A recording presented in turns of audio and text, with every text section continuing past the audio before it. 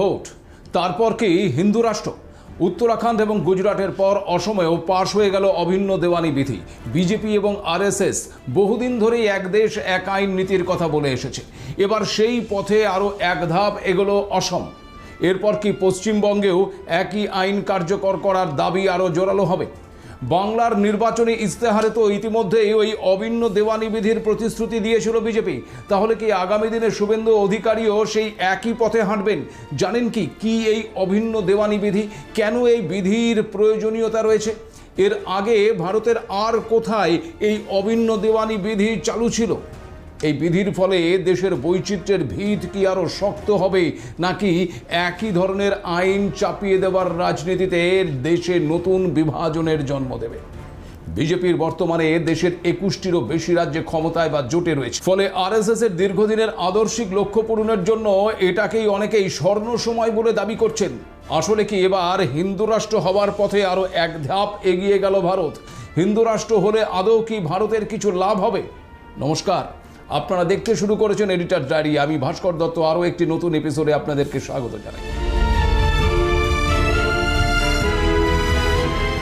উত্তরাখণ্ড এবং গুজরাটের পর দেশের তৃতীয় রাজ্য হিসেবে অসমে পাশ হলো বহু চর্চিত অভিন্ন দেওয়ানি বিধি বা ইউনিফর্ম সিভিল কোড বিল। বুধবার শাসক জোট, এনডিএ এবং বিরোধী কংগ্রেস এবং এআইইউডিএফ এর মধ্যে ম্যারাথন বিতর্কের পরে অসম বিধানসভায় বিলটি পাশ হয়। মুখ্যমন্ত্রী হিমন্ত বিশ্ব শর্মা এই বিলটিকে মহিলাদের মর্যাদা এবং অধিকার রক্ষার ক্ষেত্রে এক ঐতিহাসিক সংস্কার বলে বর্ণনা করেছেন। গত 13ই মে মন্ত্রিসভার প্রথম বৈঠকেই পাশ হয়েছিল অভিন্ন দেওয়ানি বিধি কার্যকরের প্রস্তাব। অসমের মুখ্যমন্ত্রী সাফ জানিয়েছিলেন যে অভিন্ন দেওয়ানি বিধি কার্যকরের প্রতিশ্রুতি দেওয়া হয়েছিল সংকল্পপত্রে, আর বিজেপির সরকার প্রতিশ্রুতি পূরণে বদ্ধপরিকর, সেই বার্তাটাই দিতে চান তিনি। 26শে মে মঙ্গলবার অসম বিধানসভার অধিবেশনে পেশ করা হয় অভিন্ন দেওয়ানি বিধি বিল, আর বুধবার 27শে মে ধ্বনি ভোটে তা পাশ হয়ে যায়। তবে বিলটি পাশের সময় অসম বিধানসভার অভ্যন্তরে একেবারে প্রবল বিক্ষোভ দেখায় ওই কংগ্রেস এবং এআইইউডিএফ। বিধানসভার বিরোধী দলনেতা ওয়াজেদ আলী চৌধুরী বিলটিকে বিজেপির একটি রাজনৈতিক এজেন্ডা বলে অভিযোগ করেছেন। কিন্তু সত্যিই কি তাই? কি এই অভিন্ন দেওয়ানি বিধি বা ইউসিসি বিল?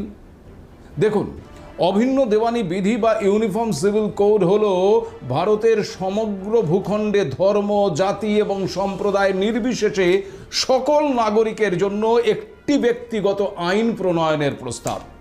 সহজ ভাষায় এটি কার্যকর হলে দেশের সমস্ত নাগরিকের ব্যক্তিগত জীবন, যেমন বিবাহ, বিবাহ বিচ্ছেদ, সম্পত্তির উত্তরাধিকার, দত্তক গ্রহণ এবং রক্ষণাবেক্ষণের মতন বিষয়গুলো আর নিজ নিজ ধর্মের ব্যক্তিগত আইন দ্বারা পরিচালিত হবে না।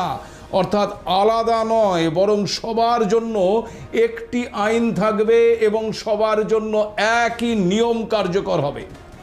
বর্তমানে ভারতে ফৌজদারি আইন সবার জন্য এক হলেও এই ব্যক্তিগত বা পার্সোনাল ল ধর্ম অনুযায়ী আলাদা আলাদা।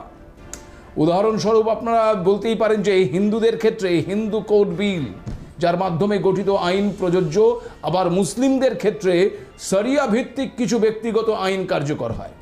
আবার খ্রিস্টান এবং পার্সিদের জন্য আলাদা পারিবারিক আইন রয়েছে ভারতে। এখন প্রশ্ন হচ্ছে, এই অভিন্ন দেওয়ানি বিধির কোনো সাংবিধানিক ভিত্তি আদৌ আছে কি? উত্তরটা হলো হ্যাঁ, অবশ্যই রয়েছে।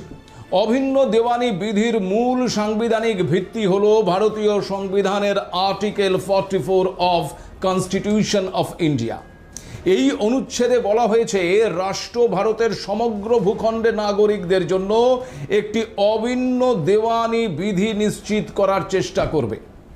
এই অনুচ্ছেদটি সংবিধানের পার্ট 4 অর্থাৎ directive principal of state policy বা রাষ্ট্র পরিচালনার নীতি নির্দেশক তত্ত্বর অন্তর্ভুক্ত। এর অর্থ এটি আদালতে বলবৎযোগ্য মৌলিক অধিকার নয়, সরকারকে এটি বাস্তবায়নের জন্য চেষ্টা করতে বলা হয়েছে।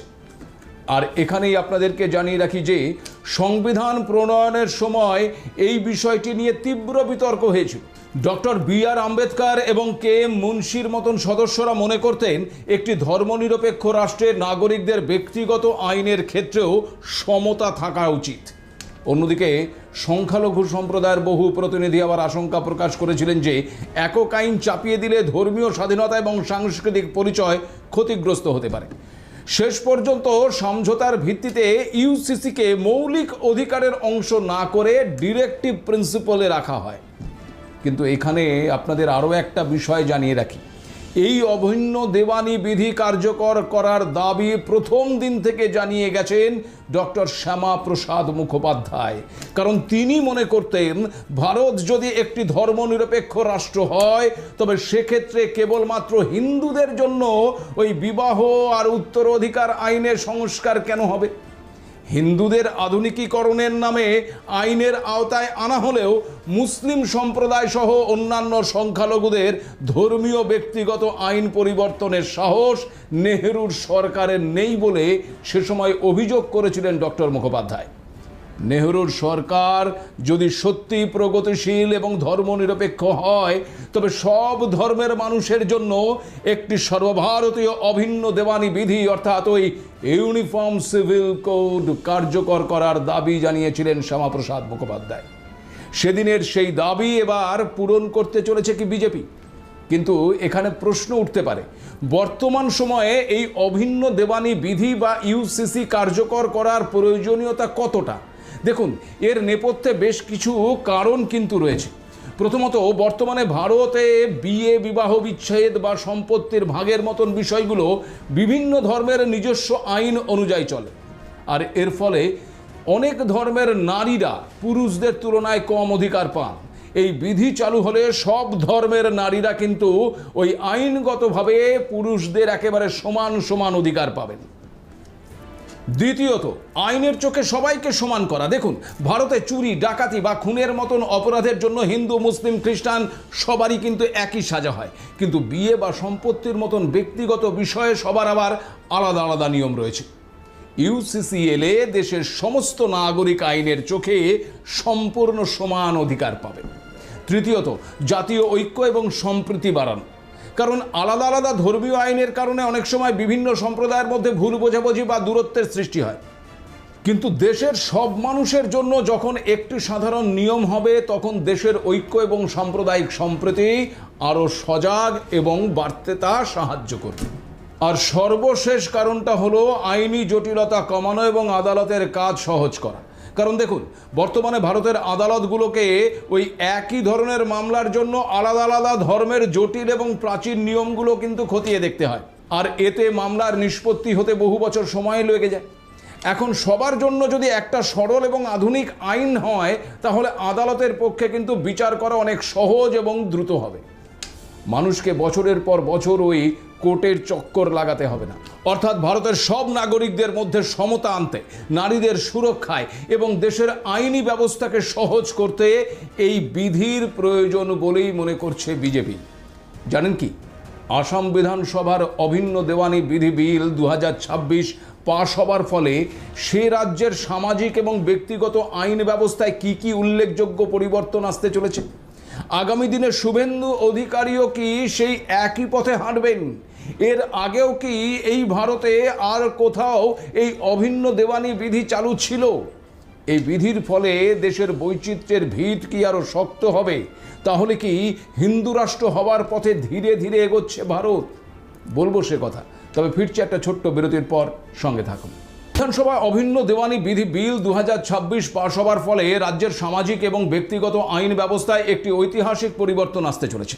এই নতুন আইন কার্যকর হবার পরে আসামে মূলত 5টি বড় পরিবর্তন আসবে। কি কি? প্রথমত, বহু বিবাহ সম্পূর্ণ নিষিদ্ধ করা হয়েছে। তাই কোনো ব্যক্তি, সে তিনি যে কোনো ধর্মেরই হোক না কেন, প্রথম স্ত্রী বা স্বামী জীবিত থাকা অবস্থায় দ্বিতীয় বিয়ে করতে পারবেন না। এই নিয়ম ভাঙলে 7 বছর পর্যন্ত জেল হতে পারে। আর যদি কেউ প্রথম বিয়ের কথা গোপন করে দ্বিতীয় বিয়ে করেন তবে শাস্তি বেড়ে 10 বছর পর্যন্ত হবে। তবে আইনটি চালু হওয়ার আগে বহু বিবাহের ক্ষেত্রে এটি কিন্তু প্রযোজ্য হবে না। এছাড়া বিয়ে হবার 60 দিনের মধ্যে সরকারিভাবে ম্যারেজ রেজিস্ট্রেশন বাধ্যতামূলক করা হয়েছে।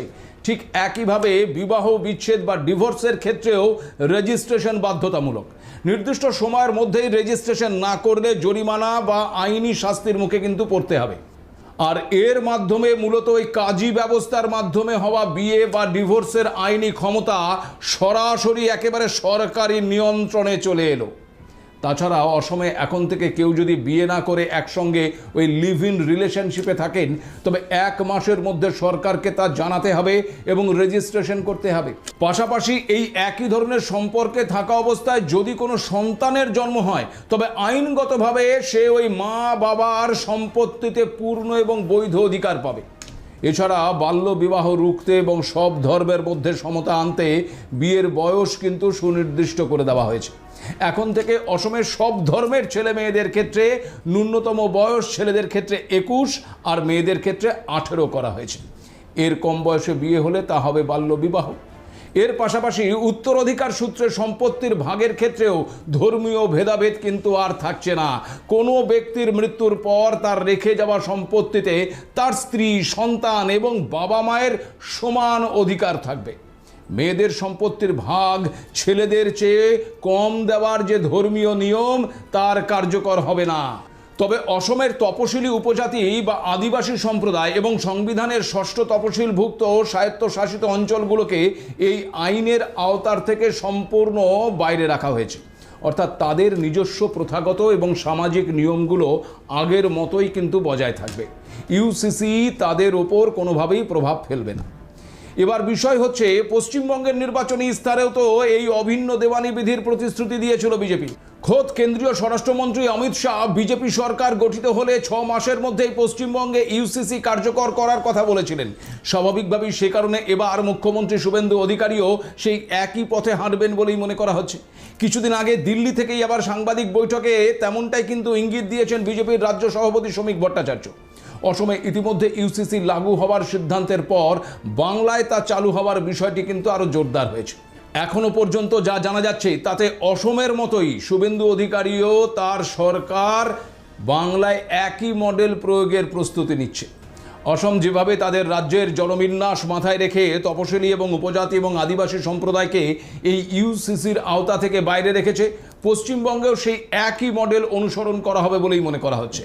স্বরাষ্ট্রমন্ত্রী অমিত শাহ নিজেই নিশ্চিত করেছেন যে ইউসিসির কারণে আদিবাসীদের নিজস্ব সংস্কৃতি, প্রথা বা ধর্মীয় আচার অনুষ্ঠানে কোনো রকম হস্তক্ষেপ করা হবে না। ফলে বলাই যায় যে অসম এবং উত্তরাখণ্ডের আদলে খুব দ্রুত এই পশ্চিমবঙ্গেও অভিন্ন দেওয়ানি বিধি আইন পাশ করার দিকেই এগোচ্ছে মুখ্যমন্ত্রী শুভেন্দু অধিকারী। সেদিক থেকে বলা যায় যে খুব শীঘ্রই বাংলাতেও একই আইন লাগু হতে চলেছে। তবে জানেন কি, এই ভারতের একটি রাজ্যে অনেক আগে থেকেই এই অভিন্ন দেওয়ানি বিধি চালু আছে। সেই রাজ্যটির নাম হলো গোয়া। পর্তুগিজদের অধীনে থাকাকালীনই 1867 সালে গোয়ায় পর্তুগিজ সিভিল কোড চালু করা হয়।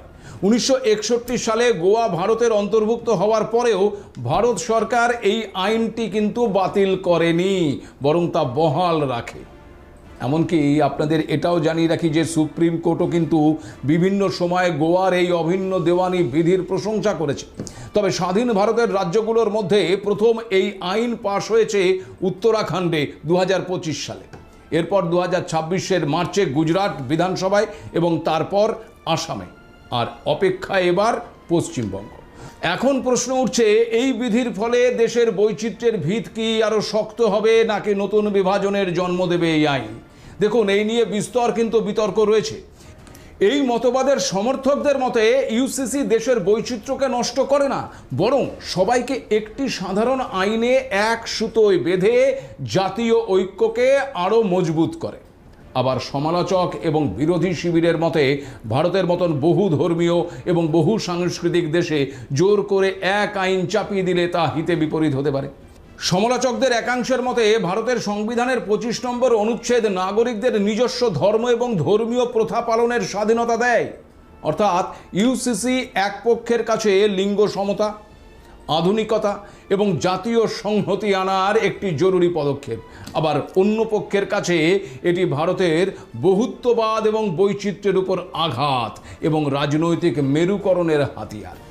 এখন আইনটি শেষ পর্যন্ত দেশের ঐক্য বাড়াবে নাকি বিভাজন, তা নির্ভর করবে সরকার কতটা সহমতের ভিত্তিতে এবং সর্বস্তরের মানুষের অধিকার সুরক্ষিত রেখে এটি বাস্তবায়ন করতে পারছে তার উপর। তবে আপনাদেরকে জানিয়ে রাখি যে ভারতের সর্বোচ্চ আদালত বিভিন্ন ঐতিহাসিক মামলার শুনানিতে এই ইউসিসির পক্ষে অত্যন্ত জোরালো সওয়াল করেছে। এটিকে একটি সাংবিধানিক আকাঙ্ক্ষা হিসেবেও বর্ণনা করেছে সুপ্রিম কোর্ট। যেমন 1985 সালে যুগান্তকারী শাহবানু মামলায় সুপ্রিম কোর্ট প্রথম আফসোস করে বলেছিল যে সংবিধানের 44 নম্বর অনুচ্ছেদটি কেবল খাতায় কলমেই রয়ে গেছে। আবার 1995 সালে সরলা মুদগল মামলায় আদালত নির্দেশ দিয়েছিল যে কেবল দ্বিতীয় বিয়ে করার উদ্দেশ্যে কোনো হিন্দু পুরুষ ইসলাম ধর্মে ধর্মান্তরিত হতে পারবেন না। এই ধরনের অসৎ উপায় বন্ধ করতে একটি অভিন্ন দেওয়ানি বিধি প্রয়োজন বলেও সুপ্রিম কোর্ট কিন্তু তার মত ব্যক্ত করেছিল। এমনকি সম্প্রতি মুসলিম নারীদের উত্তরাধিকার সংক্রান্ত একটি মামলার শুনানিতে প্রধান বিচারপতি সূর্যকান্তের বেঞ্চ স্পষ্ট পর্যবেক্ষণ দেয় যে ইউসিসির সঙ্গে ধর্মের কোনো সংঘাত নেই। দেশের সব নারীর সম অধিকার এবং বিশেষ করে মুসলিম নারীদের সম্পত্তির সমান অধিকার নিশ্চিত করতে এই ইউসিসি অত্যন্ত জরুরি। অন্যদিকে বিচারপতি বিএস চৌহানের নেতৃত্বাধীন 21তম ল কমিশন তাদের রিপোর্টে একটি সম্পূর্ণ ভিন্ন ও সতর্ক অবস্থান নিয়েছিল। তাদের যুক্তি ছিল একটি সুস্থ গণতন্ত্রে বৈচিত্র্য মানেই বৈষম্য নয়, তাই জোর করে সবার ওপর এক নিয়ম না চাপিয়ে প্রতিটি ধর্মের নিজস্ব আইনের মধ্যে থাকা বৈষম্যগুলো একটু সংশোধন করে নেওয়াটাই শ্রেয়। পরবর্তী সময় 22তম ল কমিশন এই বিষয়ে সাধারণ মানুষ এবং বিভিন্ন ধর্মীয় সংগঠনের কাছ থেকে নতুন করে মতামত নেওয়া শুরু করে। তারা দেশের পরবর্তী সামাজিক পরিস্থিতি এবং উত্তরাখণ্ড ও আসামের মতন রাজ্যগুলোর উদ্যোগকে খতিয়ে দেখে একটি আধুনিক এবং সর্বজনীন আইনি কাঠামোর ওপর জোর দেয়। তবে একের পর এক রাজ্যে ইউসিসি চালুর পর অনেকের মনেই প্রশ্ন উঠছে যে তাহলে কি এক দেশ এক আইনের পর এক ভোটের দিকে এগোবে কেন্দ্র সরকার, আর তারপরেই কি লক্ষ্য হবে হিন্দু রাষ্ট্র ঘোষণা? জল্পনার অবকাশ কিন্তু থেকেই যাচ্ছে। আজ এ পর্যন্তই। নমস্কার।